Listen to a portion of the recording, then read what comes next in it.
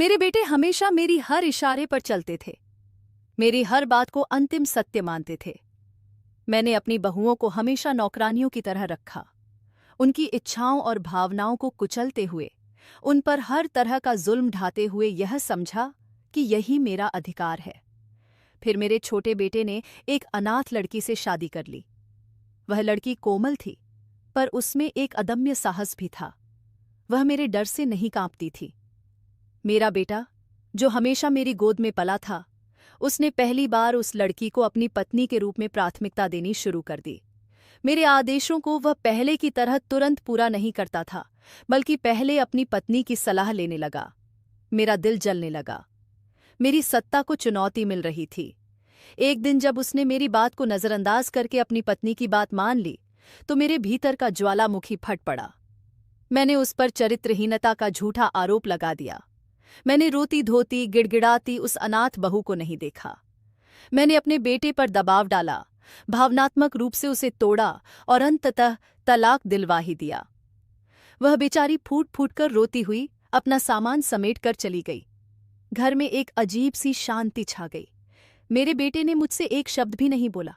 उसकी आंखों में एक गहरा रिक्तपन था, एक ऐसी चुप्पी जो चीख से भी ज्यादा डरावनी थी। उसके जाने के बाद उसी रात अचानक आधी रात को तेज आंधी चलने लगी, बिजली कड़कने लगी। मेरा बेटा अपने कमरे से बाहर आया। उसका चेहरा सफेद था, उसकी आंखें लाल थीं। उसने सीधे मेरी ओर देखा और एकदम स्पष्ट, शांत लेकिन कांपते हुए स्वर में कहा, माँ, तुमने जो किया उसका परिणाम तुम्हें भुगतना पड़ेगा। आज मैं तुम्हें देख नहीं पा रहा। तुम्हारे हाथों में मेरी पत्नी के आंसू लगे हैं और वो आंसू तुम्हारी सारी सत्ता को धो देंगे। इतना कहकर वह बाहर बरसती बारिश में अंधेरे में खो गया। मैं वहीं जड़ होकर रह गई। उसकी बातों का घाव इतना गहरा था कि मेरी सारी अकड़ टूट गई। उस रात मैंने पहली बार अपने अहंकार को शीशे में देखा, जो टूट चुका था। और फिर अचानक मुझे एहसास हुआ कि मैंने न सिर्फ एक मासूम लड़की का जीवन बर्बाद किया है, बल्कि अपने बेटे का, अपने परिवार का और अपना स्वयं का सुख भी सदा के लिए नष्ट कर दिया है। उस खालीपन और पश्चाताप की गूंज ही अब मेरी सजा बन गई है। लेकिन कहानी यहीं खत्म नहीं हुई। उसके जाने के बाद उसी रात अचानक मेरे सीने में एक तेज दर्द उठा, जैसे कोई लाखों सुइयां चुभो रहा हो। मैं सांस नहीं ले पा रही थी। डॉक्टरों ने कहा दिल का दौरा है, पर मैं जानती थी यह दिल का दौरा नहीं, मेरे अपने के का दंश था। अस्पताल के बिस्तर पर पड़ी पड़ी मैंने उस लड़की के चेहरे को देखा, जो रोती हुई चली गई थी। उसकी आंखों में वह सवाल मुझे रात दिन कचोटता। मेरा बेटा मेरे पास आया भी तो बस औपचारिकता निभाने। उसकी नजरें मुझसे मिलती ही नहीं थीं। वह शरीर से तो वहां था, पर आत्मा से कहीं बहुत दूर, शायद उसी के पास जिसे मैंने घर से निकलवा दिया। घर लौटने पर हर कोना उस अनाथ बहू की याद दिलाता। वह चूल्हा जहां वह रोटियां बनाती, वह खिड़की जहां बैठकर वह कपड़े सीती, वह सुनसान बरामदा जहां उसकी हंसी गूंजा करती थी। अब वह सब खामोश था। मेरी सत्ता का वह महल, जिसे मैंने डर और दबदबे से खड़ा किया था, वह धूल धूसरित होकर मेरे सिर पर ही ढह रहा था। मैंने महसूस किया कि नौकरानी वास्तव में मैं ही थी, अपनी ही कुंठाओं, ईर्ष्या और निरंकुश अहंकार की। और आज इस बुढ़ापे की दहलीज पर, जब जीवन के अंतिम पड़ाव पर हूं, तो समझ आया है कि संसार की सबसे बड़ी सेवा वह नहीं जो नौकरानियों से करवाई जाए, बल्कि वह सम्मान और प्रेम है जो बिना मांगे दिल से दिया जाता है। वह अनाथ लड़की मेरे घर में प्रेम लेकर आई थी और मैंने उसे ठुकरा दिया। अब इस सूनी दीवारों के बीच उसकी याद और अपने बेटे की खाली नजरें ही मेरी सजा हैं, और यह सजा मृत्यु से भी बड़ी है। उस रात के बाद से समय ने एक अजीब मोड़ लिया। मेरे बेटे ने घर छोड़ दिया। वह कहाँ गया, कोई नहीं जानता। बस इतना पता चला कि वह उसे ढूंढने निकला है, उस अनाथ लड़की को जिसे मैंने घर से बेदखल करवा दिया। घर अब एक तंबूर की तरह है, जिसकी तारें टूट गई हों। हर आहट, हर पदचाप उसकी याद दिलाती है। मेरे बड़े बेटे और बहू भी मुझसे कट से गए हैं। वे रहते तो यहीं हैं, पर उनके चेहरे पर एक पारदर्शी दीवार है जिसे मैं पार नहीं कर पाती। वे मेरी देखभाल करते हैं, पर उनकी चुप्पी में एक इल्जाम है, एक सवाल है अगर आज वह यहाँ होती तो क्या यह घर इतना सूना होता? मैंने अपने जीवन का एक एक पल उन यादों के तराजू पर तोला है। वह दिन जब वह पहली बार इस घर में आई थी, चूंघट में लिपटी, डरी हुई, पर आंखों में एक आशा थी। मैंने उस आशा को ही मिटा दिया। कभी कभी रात में नींद टूटती है और लगता है जैसे कोई आहट हो रही है, शायद वह लौट आई है। पर दरवाजा खोलती हूं तो सिर्फ खामोशी और अंधेरा होता है। पड़ोस की औरतें अब मुझसे बात भी कम करती हैं। शायद उन्हें भी डर लगता है कि मेरा अहंकार छूत की बीमारी की तरह है। मेरी मृत्यु के बाद इस घर का क्या होगा, यह सोचकर ही कलेजा मुंह को आता है। कोई यहां रहना नहीं चाहेगा। यह घर मेरी करनी का स्मारक बनकर रह जाएगा। पर शायद एक आखिरी उम्मीद की किरण भी है। कल ही मैंने एक वकील को बुलाया है। मैं अपनी सारी जायदाद उसी अनाथ बहू के नाम करना चाहती हूं, चाहे वह कहीं भी हो, चाहे वह इसे स्वीकार करे या न करे। यह माफी नहीं, क्योंकि ऐसे घाव माफी से नहीं भरते। यह सिर्फ एक स्वीकारोक्ति है कि मैंने गलत किया। शायद इससे मेरे बेटे को, अगर कहीं है तो, थोड़ी शांति मिले। और शायद जब मेरी आत्मा इस शरीर को छोड़े तो उस लड़की के आंसू उसे धोकर शुद्ध कर दें। यही मेरी अंतिम और एकमात्र प्रार्थना है। वकील आया और उसने सब कागजात तैयार कर दिए। सब कुछ उसी लड़की प्रिया के नाम। उसका पता नहीं था तो वकील ने अखबार में विज्ञापन दिया, कोशिश की। 1 महीने बाद एक चिट्ठी आई, मेरे बेटे आर्यन की लिखी हुई। उसने लिखा था, माँ, मैंने प्रिया को ढूंढ लिया है। वह एक छोटे से गांव में बच्चों को पढ़ाती है। वह खुश है। उसने तुम्हारा पैसा लेने से साफ इनकार कर दिया है। उसने कहा, उसे सिर्फ उस रात की एक बात चाहिए, तुम्हारा यह कहना कि तुमने झूठ बोला था। वह तलाक भी रद्द करवाने को तैयार है, पर शर्त यही है, मैं जानता हूं तुम्हारे लिए यह सबसे कठिन बात होगी। फैसला तुम्हारा है। वह चिट्ठी मेरे हाथों में कांप रही थी। मेरा सारा अहंकार, मेरी सारी गरिमा एक पल में टूट कर बिखर गई। सच बोलना, सिर्फ इतना ही। पर क्या मैं कर पाऊंगी? मैंने सोचा मैं मर जाऊं तो यह सब खत्म हो जाए, पर मौत भी तो अब आसान नहीं लगती। आर्यन की बचपन की तस्वीर देखकर मेरी आंखें भर आईं। क्या उसकी खुशी मेरी जिद से ज्यादा कीमती नहीं? आखिरकार मैंने उसे फोन किया, लिवा, आओ, प्रिया को भी लेकर आओ। मेरी आवाज लड़खड़ा रही थी। 1 हफ्ते बाद वे आए। दरवाजे पर खड़ी प्रिया वही थी, पर उसमें एक नया तेज था। आर्यन के चेहरे पर सालों बाद एक झलक आशा की थी। चाय का कप मेरे हाथों से गिरते गिरते बचा। मैंने सारी शक्ति जुटाई। फर्श पर बैठकर उसके पैर छूकर रोते रोते कहा, प्रिया, मैंने झूठ बोला था। तुम बिल्कुल निर्दोष हो। मैंने सिर्फ अपने अहंकार के लिए तुम्हारा सब कुछ छीन लिया। मुझे माफ कर दो। वह चुप रही। फिर उसने मेरे कंधे पर हाथ रखा। उसका स्पर्श इतना कोमल था जैसे माफी ही त्वचा के रास्ते अंदर उतर रही हो।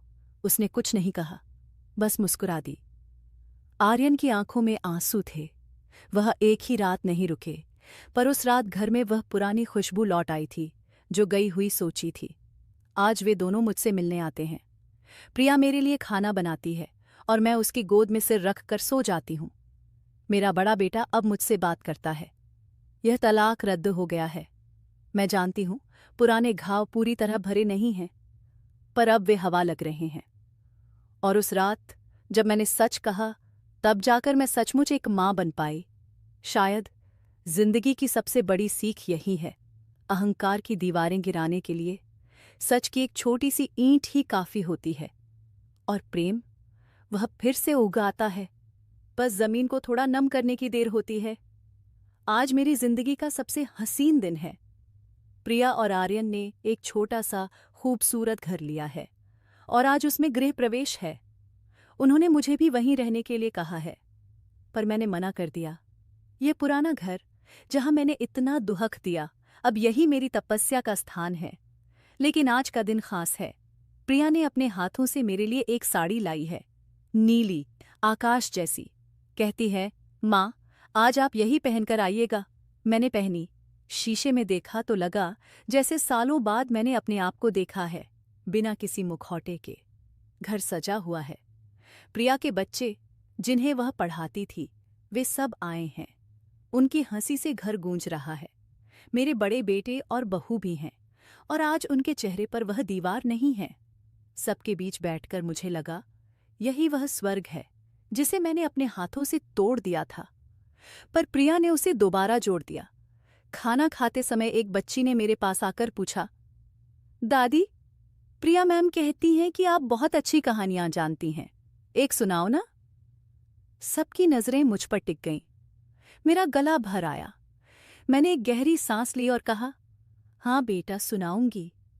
एक कहानी है एक बूढ़ी माँ की, जिसने अपनी जिद में अपने बच्चों का सुख छीन लिया और फिर एक अनाथ बेटी ने उसे वापस दिलाया। प्रिया ने मेरी ओर देखा। उसकी आंखों में एक चमक थी। मैंने कहानी शुरू की। सच कहूं तो ये मेरी पहली सच्ची कहानी थी, और जब मैंने खत्म की तो सब चुप थे। फिर उस छोटी बच्ची ने कहा, दादी, पर अंत में तो सब खुश हो गए ना, तो ये कहानी तो खुशनुमा है। उसकी बात सुनकर मेरी आंखों से आंसू छलक पड़े। हाँ, अंत अब खुशनुमा ही है। शाम को जब सब चले गए तो प्रिया ने मेरे हाथ थामे और कहा, माँ, आपका कमरा हमेशा आपके लिए तैयार रहेगा, जब भी आप आना चाहें। आर्यन ने मेरे सिर पर हाथ फेरा, बिल्कुल बचपन की तरह। आज रात इस पुराने घर में लौटकर मुझे अकेलेपन का डर नहीं लग रहा, क्योंकि अब यहाँ सिर्फ गलतियां नहीं, उनके सुधरने की कहानी भी रहती है। और कल सुबह मैं प्रिया के उस स्कूल में जाऊंगी जहां वह पढ़ाती है। शायद वहां के बच्चों को भी कोई कहानी सुना आऊं, एक ऐसी कहानी जो बताती हो कि इंसान चाहे कितनी भी गहरी खाई में गिर जाए, प्रेम की रस्सी हमेशा ऊपर की ओर होती है। बस उसे थामने का साहस चाहिए, और आज मैंने वह साहस पा लिया है। कल सुबह मैंने वह कदम उठाया जिसकी कल्पना भी पहले नहीं कर सकती थी। प्रिया के स्कूल के उन छोटे छोटे बच्चों के सामने मैं खड़ी हुई। उनकी चमकती आंखें मुझे देख रही थीं। मैंने अपनी पूरी कहानी सुनाई, बिना किसी लाग लपेट के। कैसे मैं एक तानाशाह माँ बनी, कैसे मैंने अपनी बहू को दुहक दिया, और कैसे उसी बहू ने मुझे माफ करके मुझे फिर से इंसान बनाया। मेरी आवाज कभी धीमी हो जाती, कभी रुक जाती, पर उन बच्चों का धैर्य और प्रिया की मुस्कुराहट मुझे आगे बढ़ाती रही। कहानी खत्म हुई तो एक लड़के ने हाथ उठाकर पूछा, दादी, अगर प्रिया मैम वापस नहीं आती तो क्या होता? मैंने सच्चाई से जवाब दिया, तो शायद दादी आज यहाँ नहीं होती बेटा। शायद उस पुराने घर की दीवारों के साथ साथ वह भी सूख चुकी होती। मेरे जवाब के बाद एक गहरी सन्नाटा छा गया, और फिर प्रिया ने कहा, लेकिन बच्चों, असली बात यह है कि गलतियां सबसे होती हैं। महत्वपूर्ण यह है कि हम उन्हें स्वीकार करें और सुधारने की कोशिश करें। उस दिन के बाद मेरी जिंदगी का एक नया अध्याय शुरू हुआ। मैं उस स्कूल की कहानी वाली दादी बन गई। हफ्ते में 2 दिन मैं वहां जाती और बच्चों को नैतिकता, प्रेम और साहस की कहानियां सुनाती। लेकिन मेरी सबसे लोकप्रिय कहानी वही रहती, मेरी अपनी कहानी। बच्चे उसे बार बार सुनना चाहते, जैसे उसके हर शब्द में कोई जादू हो। धीरे धीरे मेरा वह पुराना घर भी बदलने लगा। प्रिया और आर्यन अक्सर आते, कभी कभी रुक जाते। उनकी मौजूदगी से घर में फिर से जीवन आ गया। एक दिन प्रिया ने कहा, माँ, इस घर में बहुत सारा प्यार और थोड़ा सा दर्द रचा बसा है।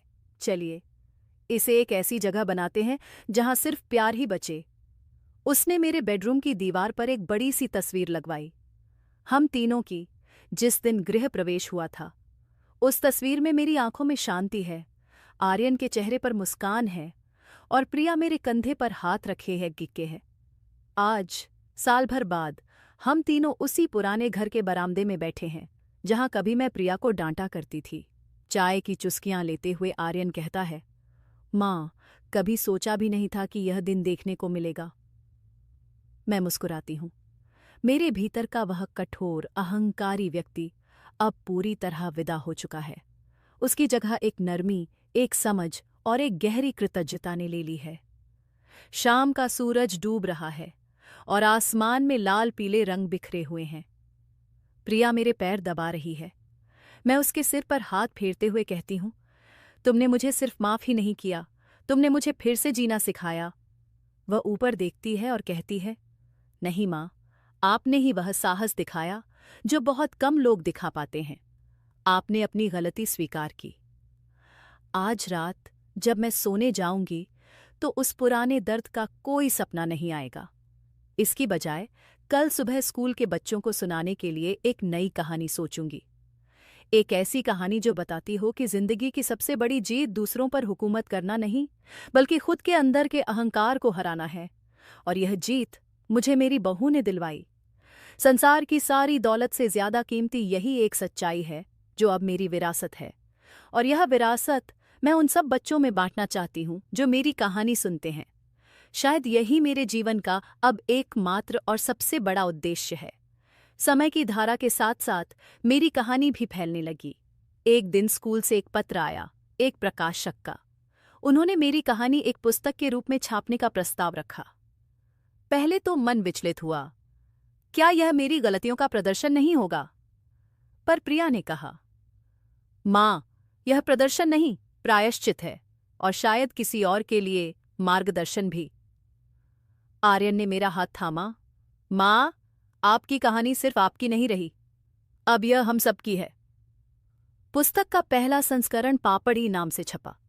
प्रिया के बचपन का वह प्यारा सा उपनाम जो मैंने कभी उसे डांटते हुए भी नहीं पुकारा था। पुस्तक के आवरण पर हम तीनों के हाथ एक दूसरे पर रखे हुए थे।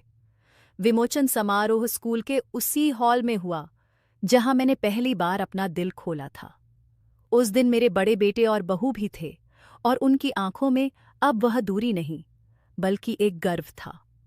जब मैंने माइक्रोफोन पर कहा, यह किताब मेरे अहंकार की कब्र और प्रेम के पुनर्जन्म की कहानी है, तो पूरा हॉल तालियों से गूंज उठा।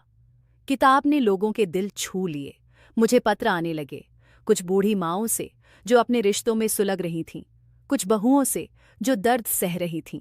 हर पत्र के जवाब में मैं बस एक ही बात लिखती, सच बोलो, सुनो और थाम लो उस हाथ को जो तुम्हें थामने आया है।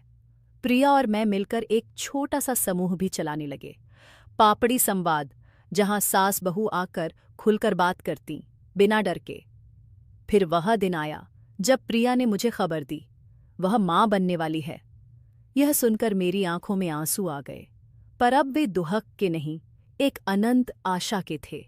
जब वह बच्चा हुआ, एक सुंदर सी बच्ची, तो मेरे हाथों में उसे लेते ही लगा जैसे जीवन ने मुझे दूसरा मौका देकर ही नहीं, एक नई शुरुआत भी दे दी है। उसका नाम रखा गया क्षमा।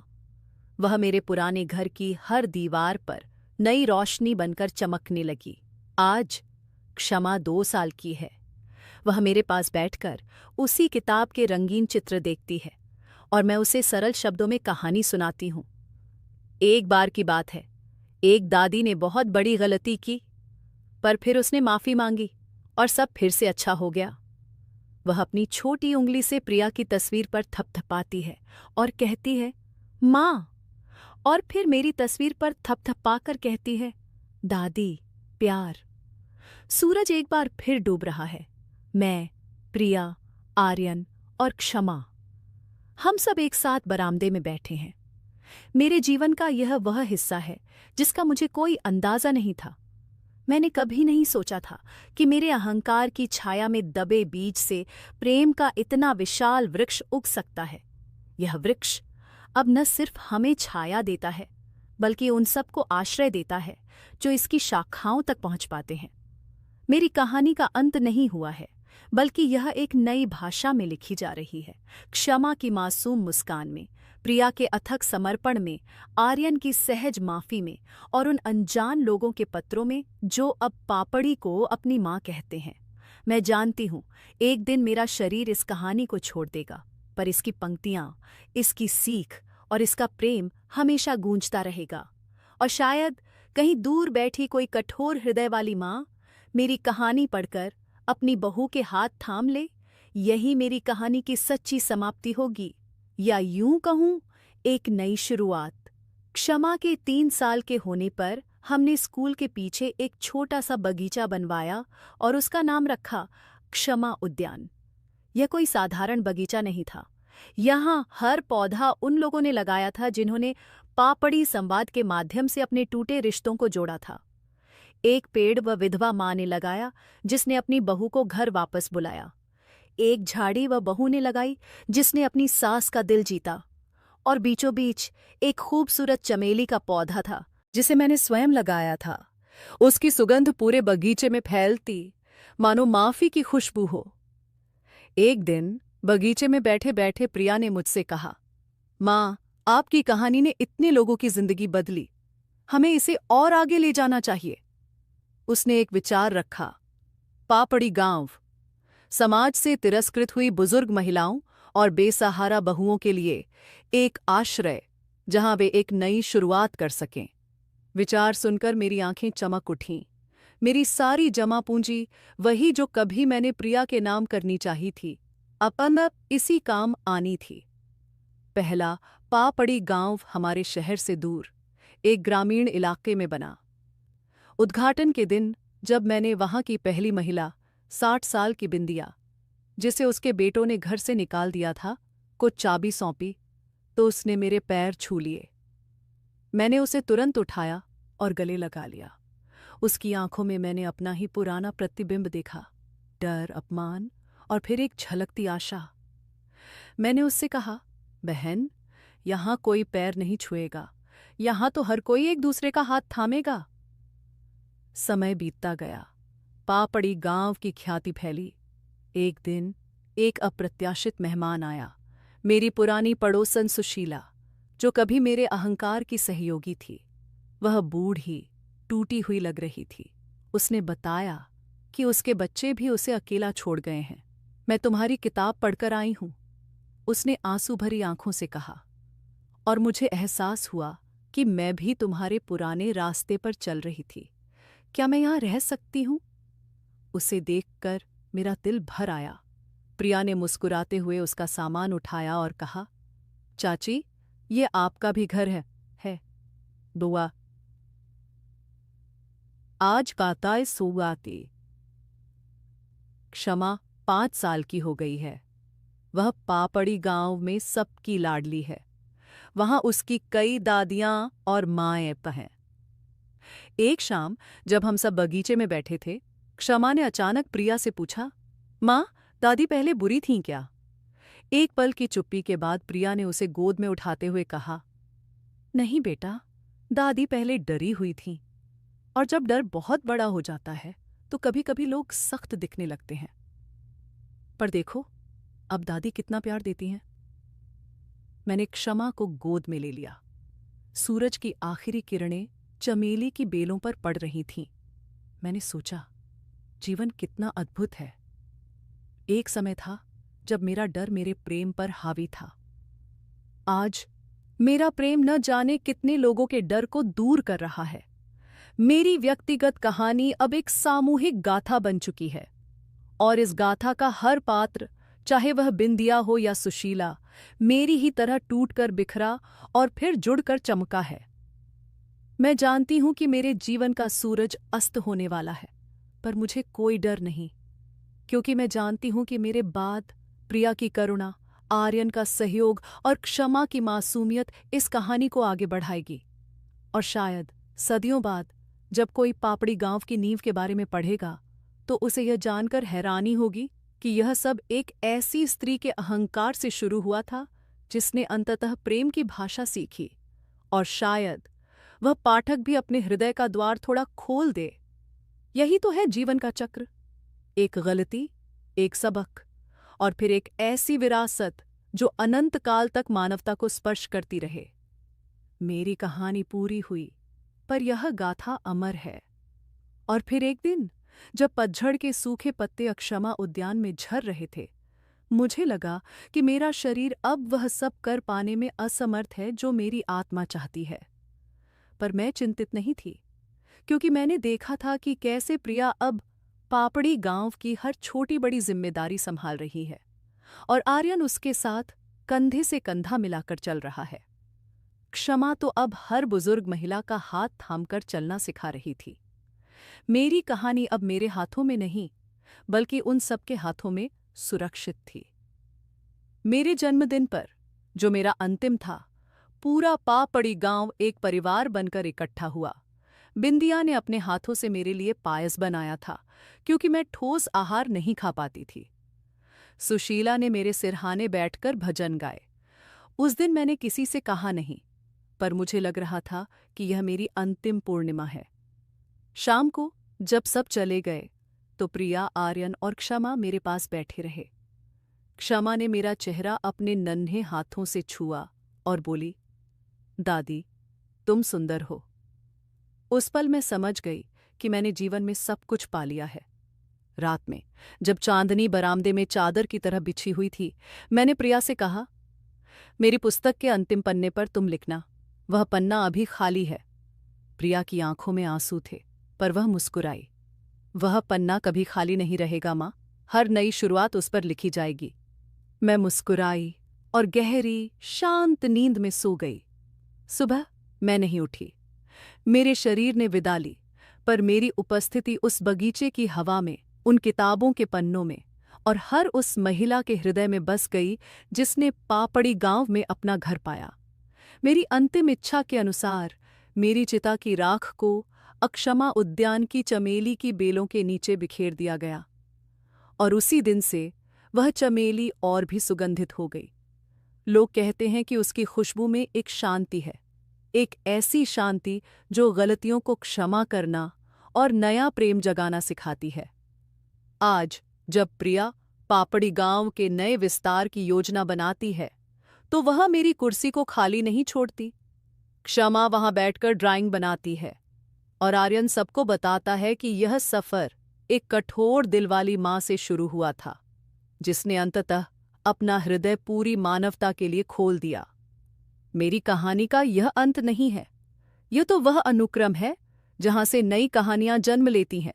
हर बार जब कोई बिछड़ा हुआ रिश्ता जुड़ता है, हर बार जब कोई सास अपनी बहू का हाथ थामती है, और हर बार जब कोई बहू मां कहकर पुकारती है, वहीं मेरी कहानी फिर से जीवित हो उठती है, अमर, अनंत और सदा प्रासंगिक। क्योंकि प्रेम एक बार सच्चे हृदय से जन्म लेकर कभी से मरता नहीं, वह तो केवल रूप बदलता है, कभी क्षमा बनकर, कभी सेवा बनकर, कभी एक मधुर सुगंध बनकर, जो हर सांस के साथ फैलती चली जाती है। और मैं अब उसी सुगंध का एक अंश हूं, हमेशा के लिए। पर कहानियों का जादू यही होता है, वे कभी वास्तव में समाप्त नहीं होती, वे केवल विराम लेती हैं और फिर नए पात्रों, नई परिस्थितियों में पुनर्जन्म लेती हैं। मेरे जाने के बाद भी पापड़ी गांव की दीवारों ने कई और कहानियां सुनी। एक दिन एक युवा लड़की आई, जिसका नाम तारा था। उसकी शादी एक ऐसे परिवार में हुई थी जहां दहेज के लिए उस पर अत्याचार होता था। भागकर आई वह लड़की, टूटी हुई, डरी हुई, उसी बरामदे में खड़ी थी जहां कभी मैं खड़ी होती थी। प्रिया ने उसे देखा तो उसकी आंखों में अपना ही पुराना चेहरा दिखाई दिया, वही डर, वही असहायता। प्रिया ने उसे गले लगाया नहीं, बस उसका हाथ थामा और कहा, तुम सुरक्षित हो, अब तुम्हें डरने की जरूरत नहीं है। उस रात तारा को प्रिया ने मेरी वह किताब दी, पापड़ी। तारा ने पढ़ा, रात भर पढ़ती रही। सुबह उसकी आंखों में आंसू नहीं, एक अदम्य दृढ़ता थी। उसने प्रिया से कहा, मैं वकील बनूंगी, मैं ऐसी और लड़कियों के लिए लड़ूंगी। और तारा ने किया भी ऐसा ही। उसने पढ़ाई पूरी की, वकील बनी, और आज पापड़ी गांव का कानूनी सलाहकार है। वह न सिर्फ यहां आने वाली महिलाओं की मदद करती है, बल्कि उन्हें कानूनी ज्ञान देकर सशक्त भी बनाती है। उसकी कहानी मेरी कहानी का ही एक नया अध्याय थी, जहां पीड़ा शक्ति में बदल गई। क्षमा अब 10 साल की हो गई है। उसने अपने स्कूल के प्रोजेक्ट के लिए पापड़ी गांव का इतिहास लिखा। उस प्रोजेक्ट ने पहला पुरस्कार जीता। उसकी प्रस्तुति का शीर्षक था, मेरी दादी जिन्होंने पत्थरों से मोती पैदा करना सिखाया। जब उसने स्टेज पर यह कहा, तो प्रिया और आर्यन की आंखें नम थीं। मैं वहां नहीं थी, पर मेरी उपस्थिति हर ताली की गूंज में थी। समय बीतता गया। पापड़ी गांव अब देश के कई राज्यों में फैल चुका है। हर गांव की अपनी एक अनोखी कहानी है। कोई गांव पुनर्विवाहित महिलाओं का आश्रय है, तो कोई विधवाओं का स्किल डेवलपमेंट केंद्र। पर हर गांव के मुख्य द्वार पर एक ही शिलापट्ट लगा है। यहाँ हर कहानी को एक नया पन्ना मिलता है। आज प्रिया और आर्यन के बाल सफेद होने लगे हैं, पर उनकी ऊर्जा वैसी ही है। एक शाम जब वे दोनों अक्षमा उद्यान में टहल रहे थे, आर्यन ने प्रिया का हाथ थामा और कहा, माँ ने हमें जो विरासत दी है वह हमने क्षमा को दे दी, पर लगता है क्षमा इसे और भी आगे ले जाएगी। प्रिया ने मुस्कुराते हुए कहा, यही तो विरासत का सच्चा उद्देश्य है, उसे बढ़ाना, न कि सिर्फ संभाल कर रखना। और सचमुच क्षमा अब बड़ी हो चुकी है। उसने सोशल वर्क में मास्टर्स किया है और अब पापड़ी ट्रस्ट की निदेशक है। उसकी नई परियोजना है पापड़ी डिजिटल, एक ऐसा ऑनलाइन मंच जहां महिलाएं गुमनाम रहकर भी सलाह ले सकती हैं, अपनी कहानियां साझा कर सकती हैं। उसका कहना है, दादी ने एक गांव बनाया, माँ ने उसे राज्यों में फैलाया, अब मेरी बारी है इसे दुनिया के हर कोने में, हर उस महिला तक पहुंचाने की जिसे एक दोस्त, एक मार्गदर्शक या बस एक सुनने वाले कान की जरूरत है। आज जब कोई उस पुराने घर के बरामदे में खड़ा होता है तो उसे हवा में एक मधुर सुगंध महसूस होती है, चमेली की और कुछ और की भी, शायद आशा की, शायद नवजीवन की। वह घर अब कोई साधारण घर नहीं रहा, वह एक जीवंत स्मारक है, एक ऐसी नींव की कहानी कहता है जिस पर करोड़ों सपनों का महल खड़ा हुआ है। मेरी शारीरिक यात्रा समाप्त हुई, पर मेरी आत्मा की यात्रा अब इन हजारों कहानियों में जीवित है। हर माफी, हर नई शुरुआत, हर उज्जवल भविष्य में मेरा एक अंश बसता है। और इस तरह मैं कभी नहीं मरी, मैं केवल रूपांतरित हुई, एक किरण से चांदनी में, एक बीज से वटवृक्ष में और एक टूटे हुए हृदय से अनंत हृदयों के जुड़ने का माध्यम बन गई।